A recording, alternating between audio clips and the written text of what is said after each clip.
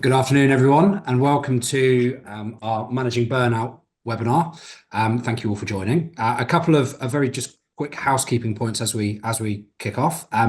This session is being recorded, and we will be sharing a copy of the recording afterwards in email.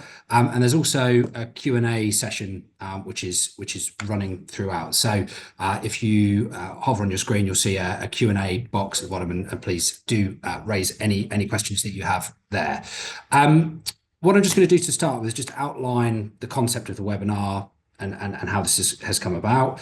Both myself and Charlotte Fax will introduce our respective businesses, and then Jan and Laura, who we are absolutely delighted have agreed to join us for this, will just spend a bit of time talking about their careers and how they've come to be such experts on this topic. So I interacted with a post on LinkedIn about 2 months ago, where my client base was talking extensively about the amount of additional workload that was being piled onto their respective roles, and a degree of unsustainability that I think they were all encountering. And so on the back of that, I interacted with the post, and I had 5 or 6 senior finance leaders get in touch with me and just mentioned that they had resigned with nowhere to go because they felt their role was getting on top of them so much. So they were exhausted, needed time out, were starting to think about the interim market as an option for them. And it really sort of struck a chord. And at the same time, Charlotte, I think the HR function that you interact with on a daily basis, we're talking about it becoming an increasingly pressing issue within their businesses. Absolutely. And I think, off the back of a hard year in terms of recruitment, headcount, cost pressures, I think a temptation to double hat people, pile on workload definitely came through in that community as well. So we thought it was a relevant topic to discuss today. Brilliant. So for those of you that don't know me, my name is Michael Johnson. I'm Managing Director of Brewer Morris. Brewer Morris being a leading senior recruitment business focusing on the senior finance, tax and treasury space across big FTSEs, inbounds, private equity backed businesses, family offices, basically anyone that will pay our fees, I think is fair to say. Charlotte Fraser-Jones. Yes, and so I head up the interim division and professional services division. Obviously, Fraser-Jones, we're a global HR recruitment brand. We cover all specialisms, including payroll, HR systems, analytics, and reward. Yes, that's us. Right. Jan, thank you very much for joining us. Would you like to give us a bit of an introduction as to your background and how you've come to join us on the seminar today? Absolutely. I've done the first step, so I've unmuted myself, so I haven't got the unmute badge. Hello, everyone. I'm Jan Dowding. I'm a business psychologist, coach and qualified psychometrician. I'm in my second career. My first career, I had a 30-year corporate career starting in tax. And as I climbed the corporate ladder, I took on wider leadership responsibilities. I also did experience a burnout during my career. I worked for FTSE 100 companies in media, retail and the energy sector. But I think I always was a covert business psychologist. So I was always obsessed with how people behaved and why they behaved at work. And I'd also incorporated coaching into my leadership style. So it's not surprising I went on to complete a master's in business and occupational psychology. I now work for myself for my company Bragner Limited as a business psychologist and coach. Thank you very much. And Laura, thank you also for joining us. Would you give us a bit of a sense as to your background? Thank you for having me today. So my name is Laura Whitehead and I am a talent and development specialist. I've built my career through financial services, predominantly working across the sort of talent development space. So that can include anything from performance management to recruitment through to succession planning and working on the more kind of cultural aspects of an organisation.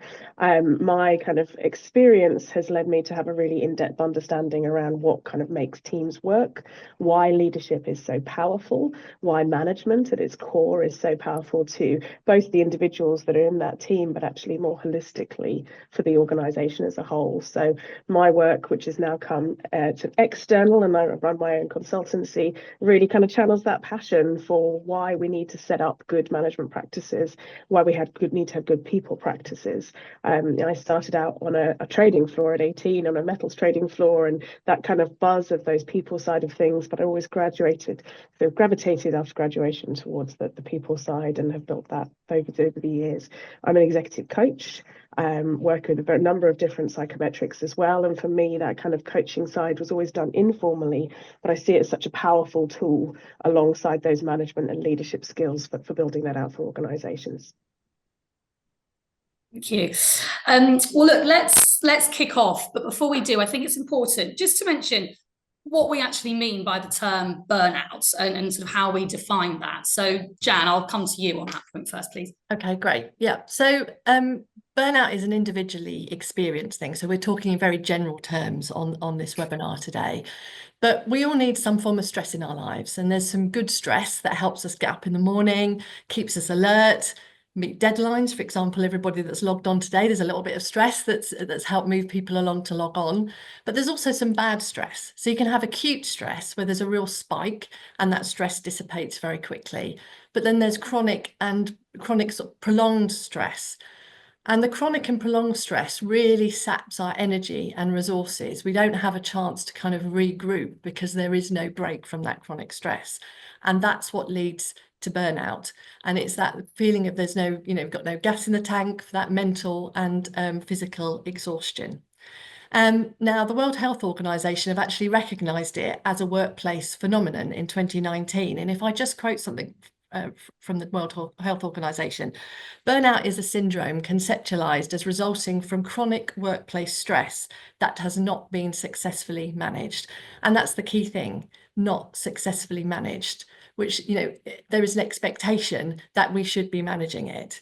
And I think what has been happening is we're seeing increasing numbers of people burning out, suggesting that either there aren't any preventative tools in place or those aren't working. So if you take workload, which you mentioned, Michael, a lot of people have been leaving their roles because of workload. There'll be maybe a number of root causes that you need to get to the bottom of to understand how that burnout has manifested itself. It could be volume, it could be difficulty, it could be emotional load if you're dealing with a lot of people issues, it could be as a result of a poor relationship with your line manager, it could be constant disruption, it could be excessive bureaucracy. And without understanding what is happening in people's roles and getting to the bottom of it, we're running the risk of everybody ended up burning out and in employee assistance programs, which is not actually, we want to tap it off at source, and absolutely prevention is better than cure. Yeah, and is there obviously much correlating to then obviously wider business costs and obviously how that's impacting the economy essentially as well, Laura? Yeah, I mean, look, our modern lifestyles are only getting busier, right? And we've got so much going on, so many different inputs and stimulation and pressure that comes through that contribute to all those factors that Jan's just mentioned. But I think often when we talk about something like this, it becomes an individual focus. That individual has burnt out, that individual is struggling. But actually, if we take it up beyond the kind of ethical or moral case to look after the people that work for you, there's a real kind of commercial impact here that we need to be aware of that, isn't going to go away for organizations. And actually, if you have a small organization or a big organization, the cost is huge. We know that there's been lots of different studies and surveys, and, I won't cite one specific one for this stat, but actually on average, 50 to 80% of employees responding to surveys and studies indicate that they are starting to feel burnt out. So if you look around the office that you're in today, or think about the team that you work in, 50% of the people around you could be struggling. What does that mean? Well, obviously there's focus on them as the individual, but it also means actually what's the cost to you as a business, and how is that going to impact how you innovate and drive forward? So I will cite a study here, which is one by Deloitte in 2020, which they found that kind of on average, the cost per employee for burnout and other mental health issues is £2,646 per employee per year. And if you extrapolate that up to finance and insurance, as I'm sure a lot of people on the call are from, and those kind of, those bigger, higher pressure roles, that can go up to as much as £3,710 per employee per year. Now, I got my little calculator out and had a little look at what that looked like, because actually those numbers feel like they're manageable. Okay, that's only a small part of what their bonus would be or what their pay would be. But if you have 100 employees in your organization, that's going to cost you over £250,000 a year. I also plugged in, if you have £10,000 in your organisation and you work within financial services, and that can go up to 37 million, we're talking huge costs, and these costs aren't necessarily obvious direct ones that are falling off your bottom line. They're driven by absenteeism, presenteeism, people taking time off sick because of that burnout. So you might not always see those direct costs, but what it's costing you is innovation. It's costing you retention of the individuals within your business, and the overall cost, the opportunity cost of where your business could go if you didn't have this happening within your resource space. So, how do we get a handle on that? Actually has a real commercial impact as well as the impact on individuals themselves.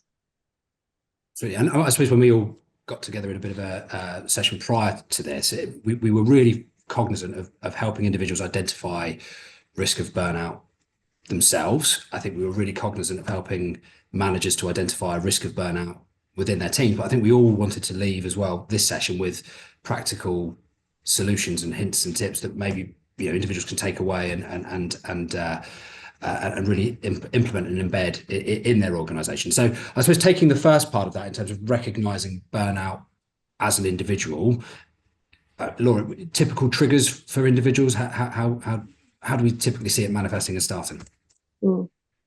And obviously, as Jen references, lots of context here. So, I won't hasten to say that I'm going to talk about all of the different triggers here, but some things to be aware of as a manager in your team for the context of the individuals that work for you. Sometimes it can be as simple as a change in workload.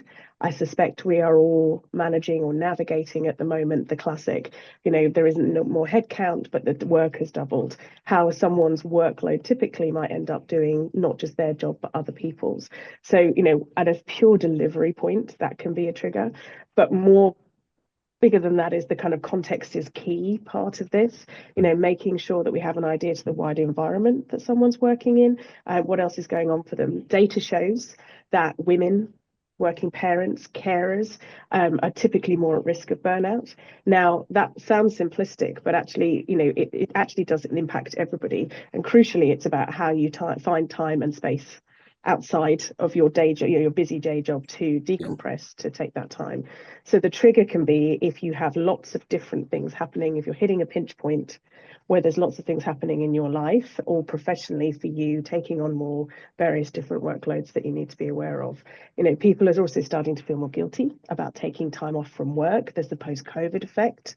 People are really kind of keen, particularly now when there's redundancies going on. People are seeing a shift in the economic climate. There's lots of different wider pressures that come in on someone that can trigger that burnout for someone who had coping mechanisms before. And those coping mechanisms change, not through any fault of their own, but through their wider context. Yeah, it's interesting that you mentioned that this has been identified as a phenomenon post 2019. I do wonder if hybrid working and remote working has made this better or worse. I don't know if anyone has any sense on that, really. Yeah, it can create some challenges. There are general things that you can see within your workforce as well, really as a manager, because they're the first line of defense of spotting this. So you can see changes in behavior and changes in work performance, potential rise in absenteeism. But working remotely does provide some challenges, but those can be overcome. In remote workers, you can see an increase in a reluctance to come on camera.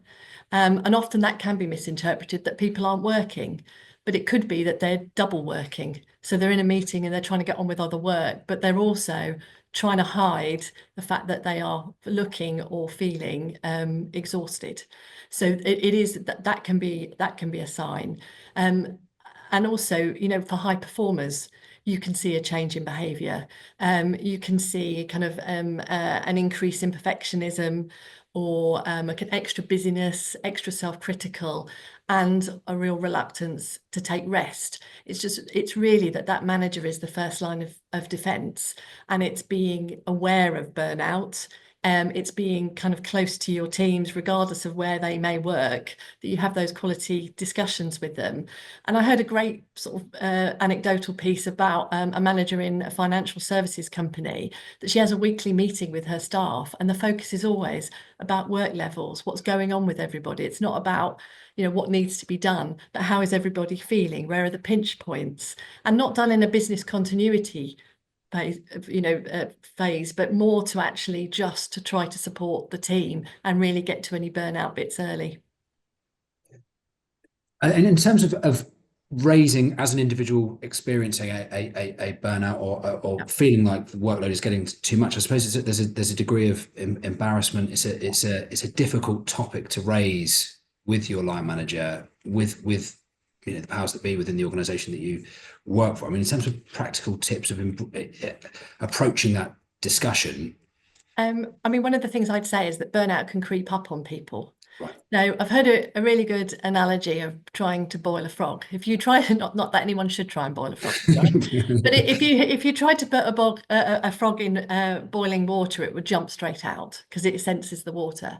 But if you put it in cold water and turn the temperature up slowly, it will take a long time before it suddenly realizes what's happening and will jump out. And as humans, we acclimatise to stress, or we learn to cope with that stress until it's quite developed. And we can also go through a self-preservation stage and denial. And we put more effort into kind of powering through and hiding it. And actually that depletes resources further. There can be a feeling of kind of sense of shame or failure. What I would say to people is that really is the burnout talking. To some extent, you are not your thoughts, it's the burnout thoughts that are telling you that. And it can be difficult to have a conversation, but I think sometimes people don't realize that your burnout may not be, you often think that your burnout might be obvious to your manager, but you might not realize even you're trying to hide it. So it is, I would definitely encourage people to have those conversations. However you might, it's not to make a perfect conversation. It's not to have everything addressed in that conversation, but it's to start the conversation. And I think that's a key thing.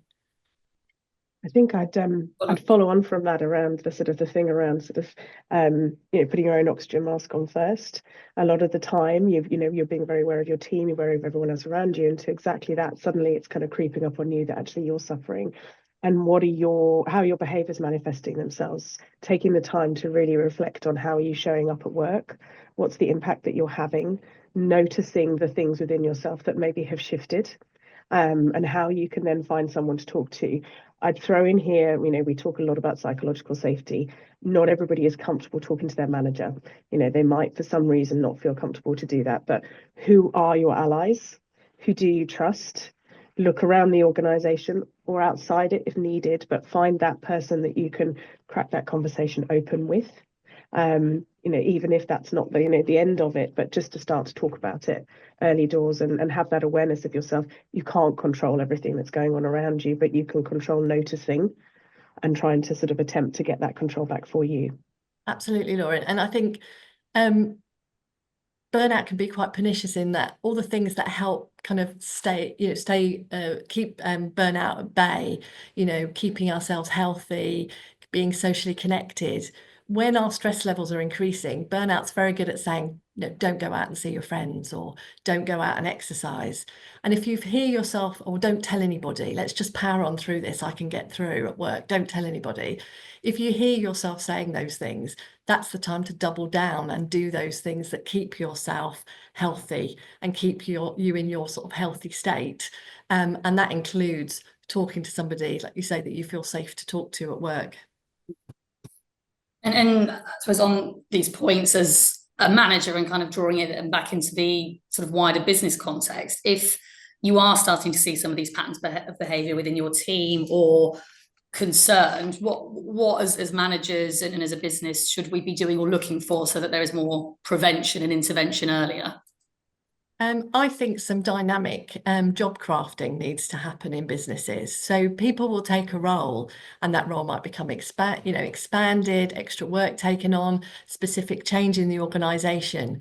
We review everybody's performance every year. We don't review it in the context of how they're working. And also we don't review any changes to jobs. And I believe we should be doing dynamic job crafting really almost at a micro level, not micromanaging, but looking at people's roles more regularly than that.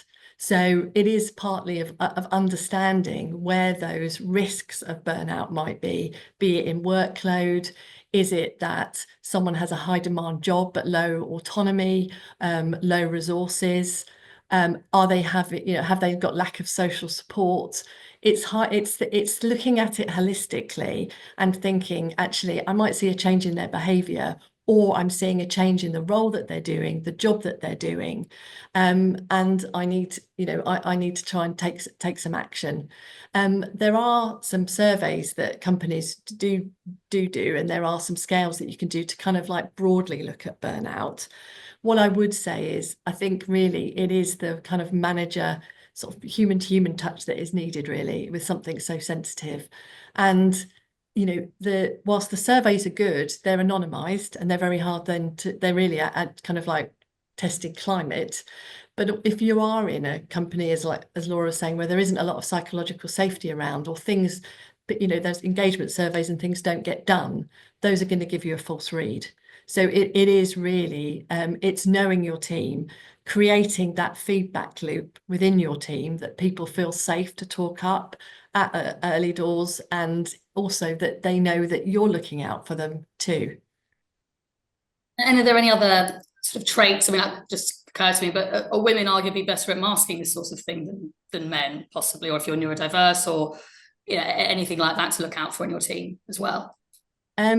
Yeah, I mean, some people are more susceptible to burnout, and I think there's a misconception that sometimes people think, oh, they've burnt out, therefore they're weak or they've failed. Yeah. It's more than it creates a susceptibility. But I would say burnout doesn't discriminate. It can apply to anybody. There are, people who are neurodiverse, and also people who have disabilities. There's data showing growing numbers of people burning out within the corporate sphere. From a neurodiverse point of view, where people feel maybe the office environment is overstimulating them, or that they're feeling that they're having to mask any anxiety, or appropriate measures haven't been put in place to make them comfortable in the workplace. And also people with disabilities are experiencing burnout because those adjustments haven't been, the reasonable adjustments haven't been made. There's also a phenomena for women called the glass cliff, where women are more likely to be put in precarious leadership roles, and that adds extra pressure to their daily work. They may lack that sort of social support. So and Gen Z as well. I hate to kind of label kind of a generation, and I don't think it is all of Gen Z, but there is data showing growing numbers of burnout within people that are starting to enter the workforce now. So it can be, as I say, it doesn't discriminate, and it can really apply to anybody. But some people are more susceptible than others to experience burnout. And I suppose then tools practically from an organisational standpoint, Laura, do you feel sort of management training is kind of that first line of defence, if you like, or? I think the training is, and I think it's also how the managers are supported within the organisation themselves. So there's probably two parts to that. From a training standpoint, I think there's a lot of work we can do to improve management training. It's often given to someone too late, when they've already kind of entrenched in some habits, or maybe made some mistakes along the way because they're learning and they're growing. It's a muscle to manage, to think about others, to be aware of them throughout the working day and how you interact with them. But we also make sure that a lot of the time the training is almost around, what to do once it's gone wrong. So how do you manage a PIP? How do you give hard feedback? How do you, think about the different things you need to do to performance manage someone? Whereas actually, what people forget is that when you become a manager, yes, you take on additional responsibility for the role that you're doing. And yes, you probably have more deliverables or targets or P&Ls to consider, but you take on the management of people. And those people are diverse and different. Some of them will have been your peers before. And, I'm not necessarily saying diversity in the sense of kind of the sort of classic diversity characteristics, but also just in the fact that they will all learn differently. They will all take feedback differently. They will all need different things from you as a manager. Now, as I list that out probably sounds exhausting, but this is where management training sort of enforces the idea that actually to be a manager is almost a new and whole additional job on top of your day job. You need to be able to be really alive and attuned to what's going on in your team. So good training will enable a manager to have that open radar. Now, I say all of this, and I suspect a lot of people in the call are saying, well, that's all well and good, but I've got a busy job and I've got work to do and I've got things I need to manage. Training will also enable you to chunk this down into smaller habits and smaller activities that you can do along the way. So how an organization supports and recognizes that someone is taking the time to do management well will also impact on their ability to sort of feed into and want to do it well. I'm not necessarily saying kind of bonuses, but actually someone who's managing a manager, recognizing the habits that they're putting in place to support individuals. At a very basic level, that psychological safety that we referred to has also got to be a part of how you train your managers to have that awareness of what's going on around them. That can sound quite daunting. Everyone suddenly thinks they need to be a coach and a psychologist and a teacher and everything else. But the reality is it's just how you build a bond. How do you get people to know that they can talk to you, both about their work and about what's going on for them personally? It's 2 minutes at the end of a phone call that is chatting. And it can be as inane as you like. It doesn't need to be anything particularly heavy. But if you're doing that consistently, you're opening the door and you're making sure that as a manager, you're making yourself visible and available to the people that work around you. That's quite a lot, I appreciate. But ultimately, we know, studies show around 40 to 50% of people don't feel comfortable to talk to their manager about their mental health. And you're not going to flick that switch in one meeting, in one session. So good manager training helps people open up their radar and really focus on how they connect so that then they can do the prevention part rather than have to kind of catch something when it's quite far down the line. Because we consider that as well in the context of the figures that we discussed at the outset in terms of the impact that burnout is having on the economy, the cost reward must be enormous for getting burnout training and appropriate prevention in place. Would be absolutely enormous. I'm sure absolutely everyone on the call was expecting an enormous plug both for wholesale hiring across finance and HR and coaching as part of the discussion. But I suppose it really is important to say, how would a coach help in this environment, and is it always appropriate? So I suppose I'd open that to both of you, really. Okay, so maybe if we talk about burnout prevention first, because that's the key focus. Yeah. So absolutely, coaching can help. It can help individuals, it can help managers, and it can help teams. If I speak about individuals, and maybe Laura, if you talk about managers and teams. So it can provide a one-to-one space, confidential space for you to think, speak freely, feel listened to. A great coach will hold that space for you to really have to think about what's happening to you and set some goals, not tons of goals, because if you're feeling overwhelmed, it's just really to try to simplify what's going on. And also, if you're worried about having conversations with people internally, it's a great space to have that sort of almost practice conversations if you feel you need them before you then go and speak to your HR manager or your line manager. So absolutely, it can help both with that kind of feeling of overwhelm if that's building, but also to help create that self-confidence. One of the things that burnout can do, it can zap your confidence in your own abilities and your own merits. And coaching, by having that reflection time, can build that back up. Yeah. I'll pass over to Laura, who'll talk about managers and teams before we talk about post-burnout.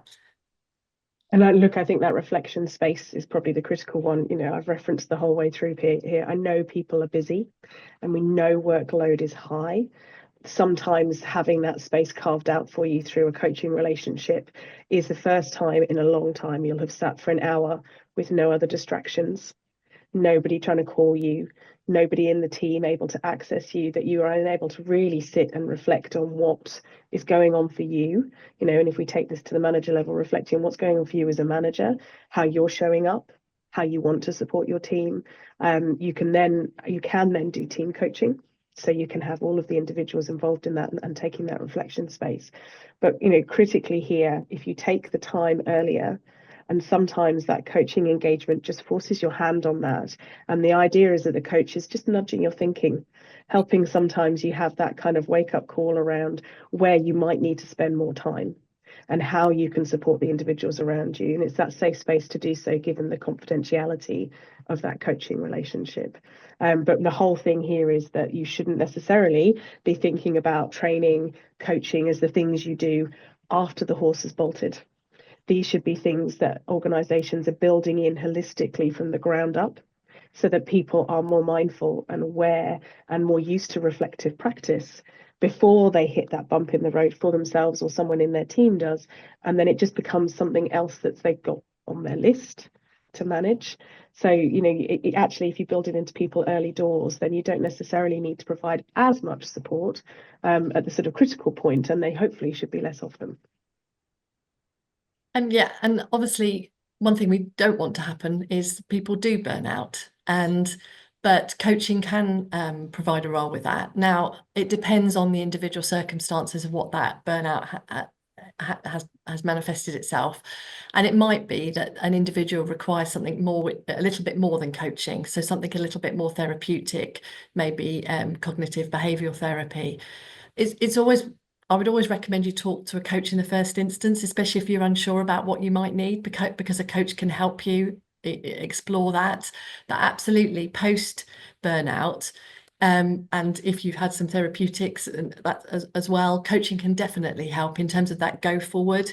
If you've spent some time away from work, it can help on that return to work journey, and also really kind of help build that self-confidence, your empowerment back to work, because that's ultimately what we would want people to do. Right.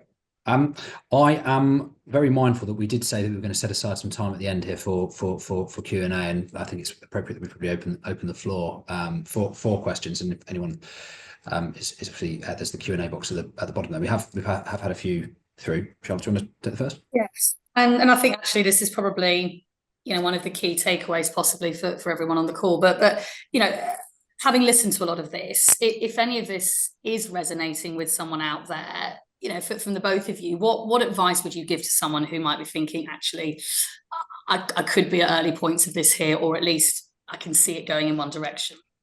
Jan, you go. Yeah, I mean, what I would ask somebody is, what would they say to their best friend if their best friend told them that they were feeling burnt out, or they were feeling that the stress was getting too much? And for anybody in that position, I think now is the time to be kind to yourself. It can take some time to realise that you're suffering from stress, and accept it. You can feel embarrassed, you can feel ashamed of it. And as I say, that's the burnout talking.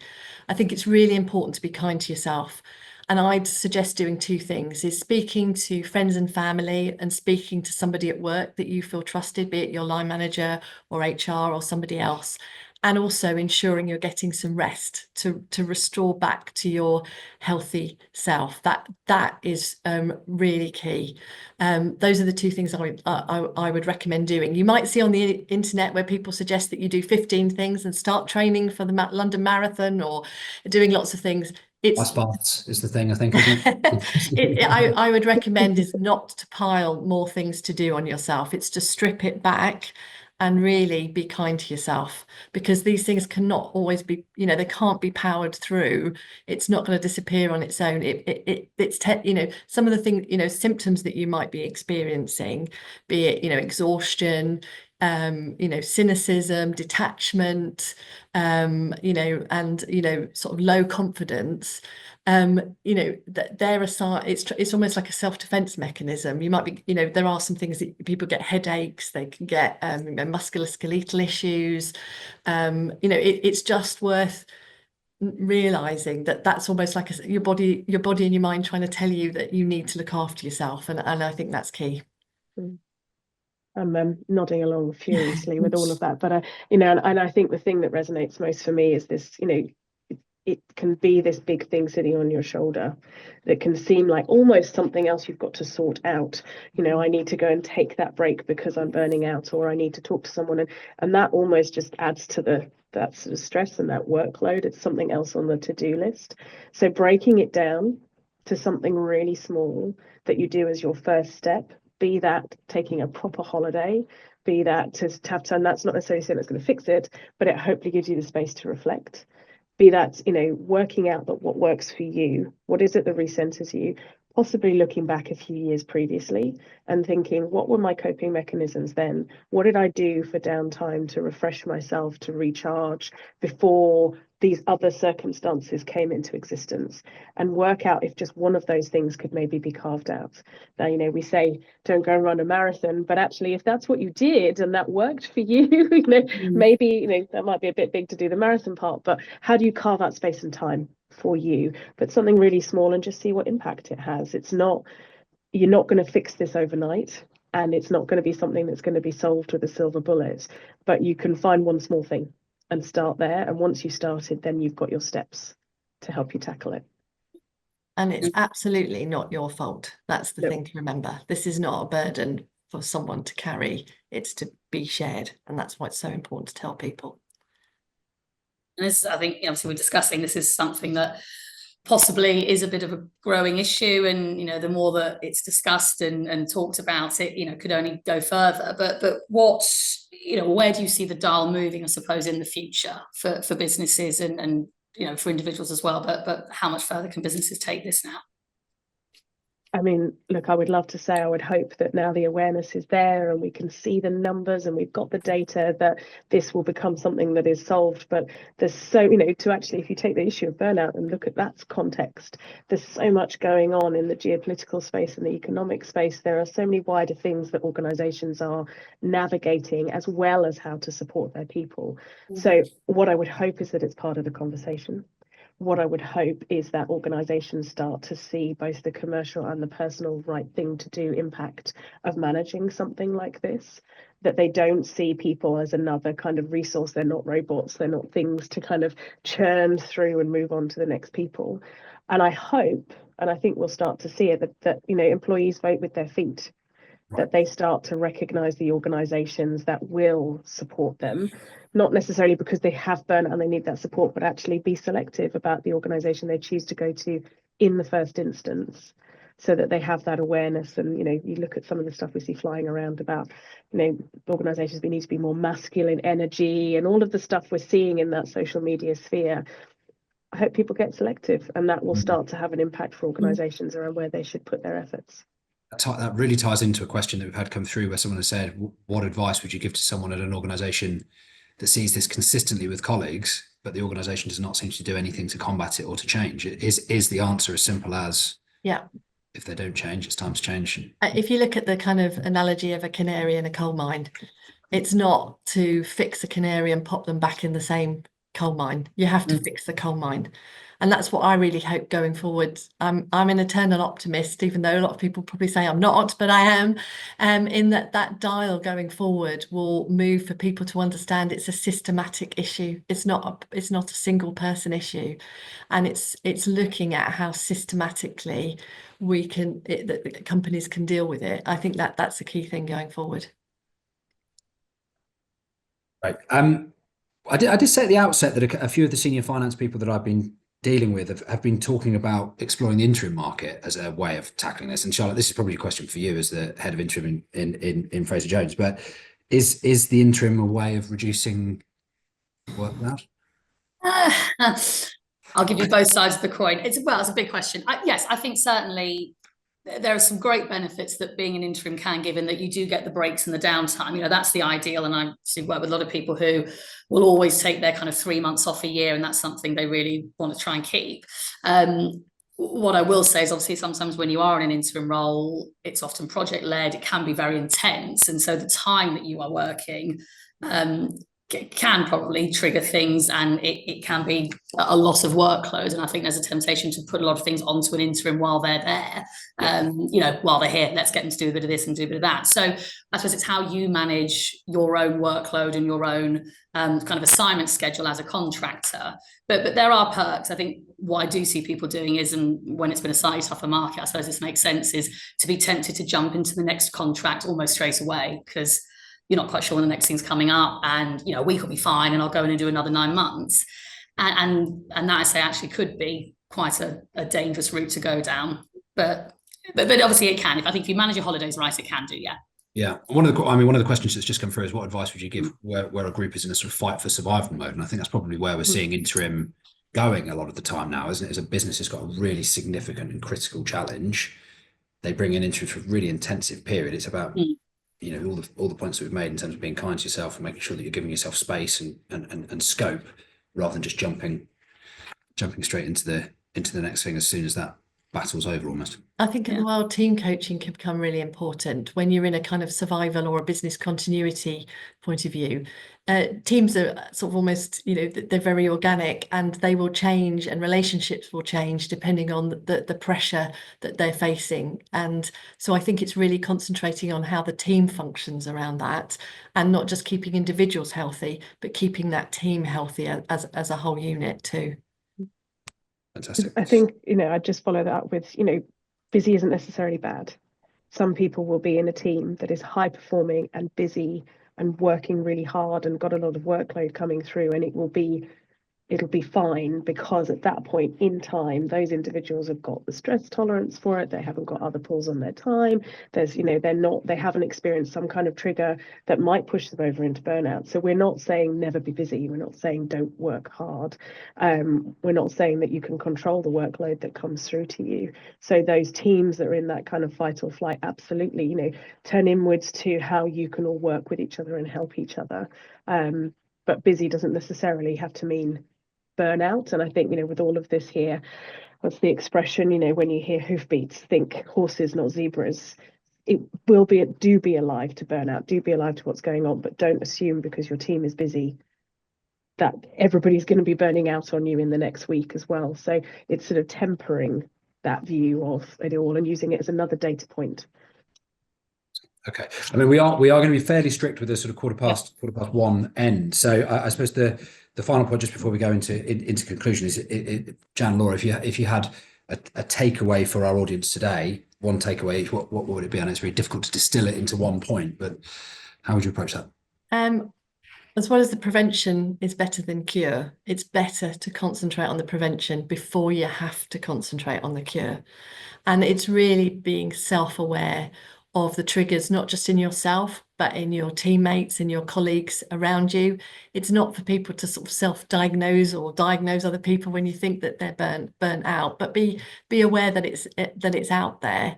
And really, by working together and spotting things and acting early, that's a real key thing. I'm hopeful the more we can act early on it, the less burnout we can see.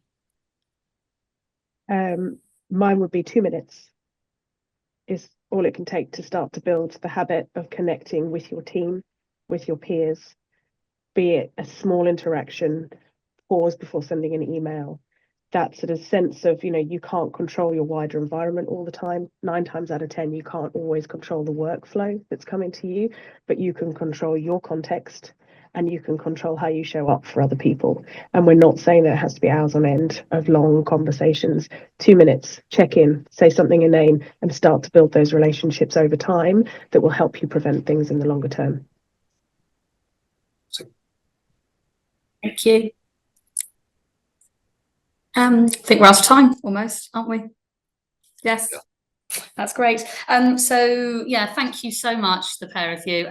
That's been brilliant, and lots, I think, to discuss there. Like I said, we have recorded the session, and I think we can send out email addresses. Can't we, Michael? So I think what we'll do in terms of next steps, I will ensure that if this has sort of prompted anything for any of our attendees today, Jan and Laura's contact details will be sent out just in an email. I'm sure both would be delighted to hear from you.